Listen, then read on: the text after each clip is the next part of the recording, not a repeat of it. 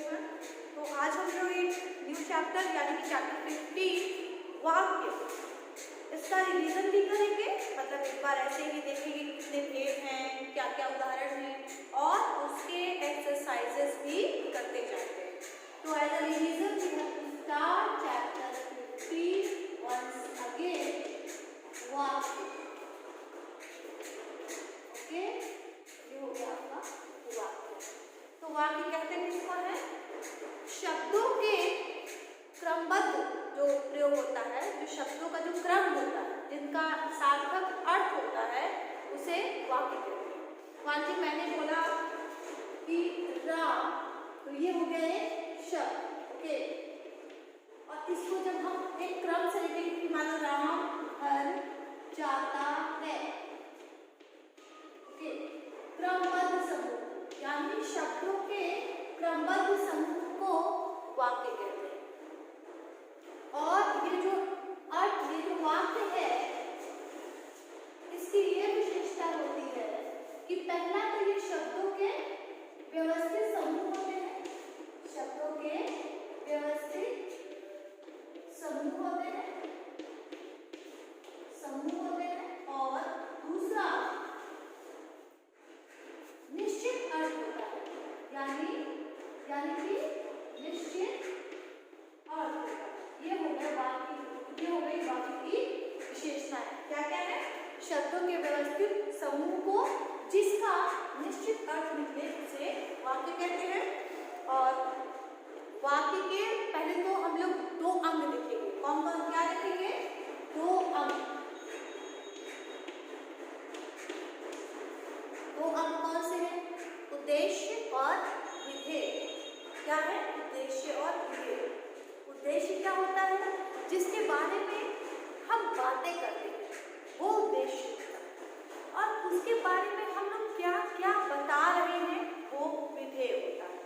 आपकी बुक में भी एक टॉपिक होगा, और उद्देश्य का विस्तार, मतलब राम घर जाता है, ये हो गया उद्देश्य राम, और घर जाता है क्या हो गया? विधेय। ठीक है। अब इसी में कभी कभी उद्देश्य का विस्तार होता है, यानी उद्देश्य जो होता है थोड़ा बड़ा होता है। जैसे मान लीजिए मैंने बोला अयोध्या के राजा दशरथ के पुत्र राम, तो अब ये पूरा उद्देश्य में आ गया। अयोध्या के राजा दशरथ का पुत्र राम घर जाता है। तो राम पूरा ये सारे स्टेटमेंट पहले वाले हो गए राम तक। उद्देश्य का विस्तार हो जाएगा, ये उद्देश्य मतलब उद्देश्य थोड़ा लंबा हो गया, और विधेय, और कहीं कहीं पे विधेय भी ऐसे ही बड़ा होता है। अब आते हैं हम लोग वाक्य के भेद। तो वाक्य को दो आधारों पर बांटा गया है। एक तो है आपका अर्थ के आधार पर, और दूसरा है रचना के आधार पर। अर्थ के आधार पर कितने भेद हैं? 8 भेद हैं, और रचना के आधार पर 3 भेद हैं।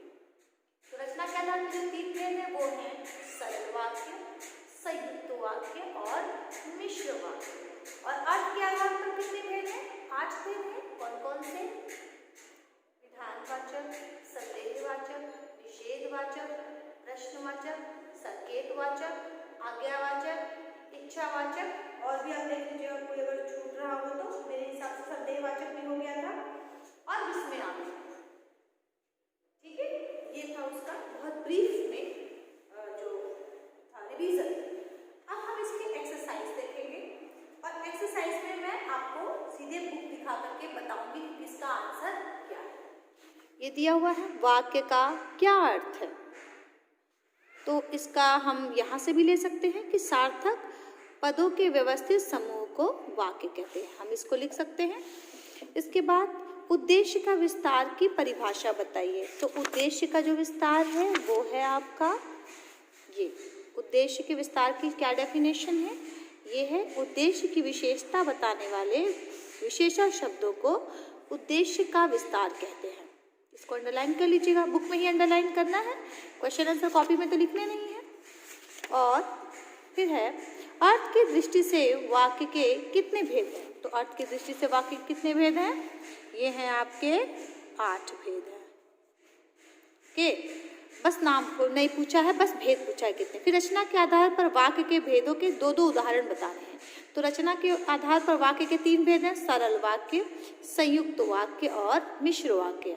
और हर वाक्य का दो दो उदाहरण, यानी कि सरल वाक्य का 2 उदाहरण आप दे दीजिए। इसमें से आप दे सकते हैं सरल वाक्य का उदाहरण कोई भी, ये दे सकते हैं सरल वाक्य के लिए। उसके बाद फिर आप दे सकते हैं, यहाँ पर भी दिया हुआ है 2, कोई भी उदाहरण आप दे सकते हैं। 3 में से 2 कोई उदाहरण दे सकते हैं। फिर दिया हुआ है मिश्र वाक्य का, तो मिश्र वाक्य में से यहाँ यही ले लीजिए सेम 2, और संयुक्त वाक्य के लिए एक ये ले लीजिए और एक आप कर लीजिए इसको। संयुक्त वाक्य का दोनों उदाहरण हो गया, ठीक है। इसके बाद दिया हुआ है कि उद्देश्य व विधेय में क्या अंतर है। तो उद्देश्य किसे कहते हैं, विधेय किसे कहते हैं। तो ये है आपका यहाँ दिया हुआ है कि वाक्य में जिसके बारे में कुछ कहा जाता है उसे उद्देश्य कहते हैं, और उद्देश्य के बारे में जो कुछ भी कहा जाता है उसे विधेय कहते हैं। ये हो गया आपका। फिर देखिए उद्देश्य व विधेय लिखिए। तो उद्देश्य का विस्तार मैंने कहा था ना, कभी कभी उद्देश्य बड़ा होता है। ये देखिए, ये आपका है उद्देश्य। अमावस की रात को, ये क्या है आपका उद्देश्य। अंधेरा होता है, क्या होगा, विधेय। फिर मैं भी, क्या होगा, उद्देश्य। और बाकी जो बचा अपने नगर का, वो हो गया विधेय। शरीर में उद्देश्य, बाकी सब चीजें हो गई, हर समय नए कण बनते हैं, विधेय। पुलिस, सबके पुलिस, ये हो गया उद्देश्य और बाकी सब हो गया विधेय। ड्राइवर का, तो ड्राइवर का भी हो गया उद्देश्य और बाकी सब विधेय। छोटे बच्चे उद्देश्य और बाकी सब विधेय। काव्या की बहन, देखिए यहाँ पर उद्देश्य का विस्तार हो गया है ना, ध्यान पूर्वक पढ़ रही है, विधेय। अब देखिए अर्थ की दृष्टि से भेद बताने हैं। ओके, अरे यह कैसा बादल है। अरे, अब ये क्या हो गया, विस्मयवाचक। कमरे का दरवाजा बंद कर दो, आज्ञावाचक।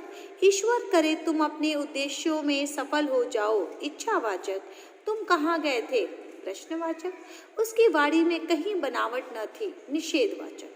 वे अत्यंत परिश्रमी हैं। अब इसको प्रश्नवाचक वाक्य में बदलना है। तो क्या वे अत्यंत परिश्रमी हैं, क्या वे अत्यंत परिश्रमी है, ये हो गया प्रश्नवाचक। ध्यान दीजिएगा बच्चों कि जब भी आप प्रश्नवाचक वाक्य बताइए तो प्रश्नवाचक चिन्ह भी जरूर लगाइए। वह कमरे से बाहर चला गया, आज्ञावाचक में क्या होगा, तुम कमरे से बाहर जाओ। हम सही ठिकाने पर उतरे हैं, निषेधवाचक में हम सही ठिकाने पर नहीं उतरे हैं, तुमको यहाँ से निकलना चाहिए, शायद तुमको यहाँ से निकलना चाहिए। क्या सविता पुस्तक पढ़ती है, विस्मयसूचक में क्या होगा, अरे सविता पुस्तक पढ़ती है। अब देखिए रचना के आधार पर इसको निर्देशानुसार परिवर्तन करना है। ओके, जो कुछ संभव हुआ वह लेकर गांव के नुक्कड़ पर आ पहुंचा। संयुक्त वाक्य में क्या होगा, जो कुछ संभव हुआ उसे लिया और गांव के नुक्कड़ पर आ पहुंचा। मैं खट्टे आमों को फेंक देता हूँ। मिश्र वाक्य में क्या होगा, जो आम खट्टे होते हैं उसे मैं फेंक देता हूँ। जब वह यहाँ आया तब मैं सो रहा था। सरल वाक्य में उसके यहाँ आने पर मैं सो रहा था। इसके बाद देखिए वाक्यों के प्रकार के सही विकल्प को चुनिए। लड़की स्वेटर पहने थी तथा उसके पाँव में जूते थे। सरल वाक्य, संयुक्त वाक्य या मिश्र वाक्य, क्या होगा, संयुक्त वाक्य।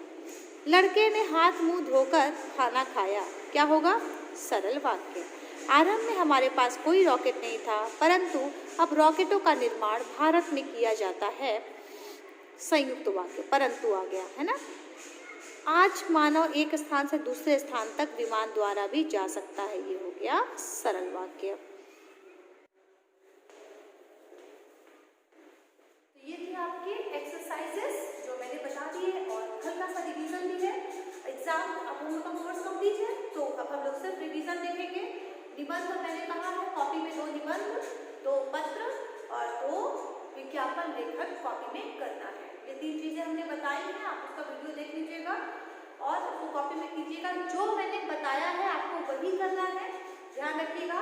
आपको हम लोगों ने जो है असाइनमेंट भी दिया था, हो सकता है कुछ बच्चों ने लेट ज्वाइन किया हो स्कूल, तो आप अपने फ्रेंड से, कलीग से पूछ सकते हैं कि क्या असाइनमेंट मिला था। असाइनमेंट हमेशा रेडी रखिए, जब मांगी जाएगी तो आप सबमिट कीजिएगा।